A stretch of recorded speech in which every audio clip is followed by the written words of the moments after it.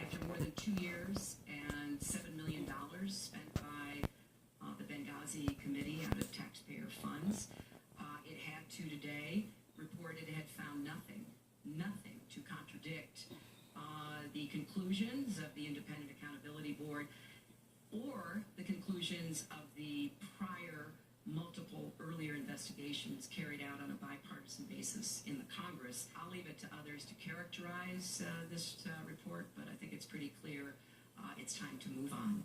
Oh, move on, after all, what difference does it make? Really? That was Hillary Clinton yesterday reacting to the Benghazi report. And while she may want to move on in this case, those impacted by the terror attack, they refused to do so. And today, the NRA, they released a blistering new ad about Hillary Clinton. Watch this. A lot of people say they're not going to vote this November because their candidate didn't win. Well, I know some other people who won't be voting this year either. Hillary is president? No thanks. I served in Benghazi. My friends didn't make it. They did their part. Do yours. Joining us now with reaction, author, attorney David Limbaugh, and the host of Justice. Judge Janine Pirro is with us. Full disclosure, David Limbaugh has done work for me in the past, and I'm sure he regrets it on a lot of different levels. All right. By the way, no criminal work. Just for the record, not criminal work. You think about this, and you look at her, cavalier answer. She wants to move on. At this point, what difference does it make? Well, here's the problem. We had 600 attempts to get additional security from Benghazi. The Brits left. The Red Cross left, and they didn't give the security.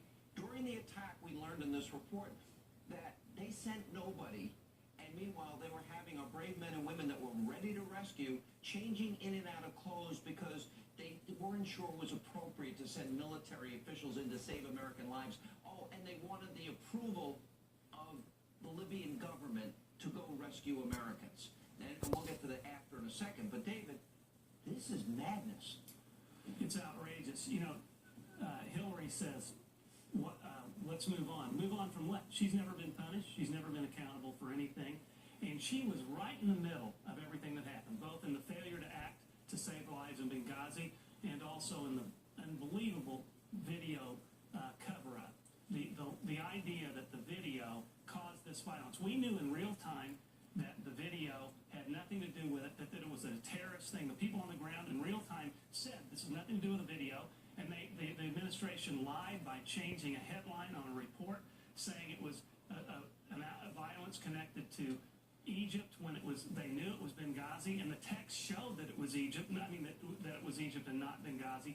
So really, 5 out of 10 action items in this meeting they had after the attack. Well, by the way, and that was going on this is important, the timeline's important. This happened at 3:42. At 7:30, they're having a 2-hour meeting, and they're looking for political excuses instead of saving lives.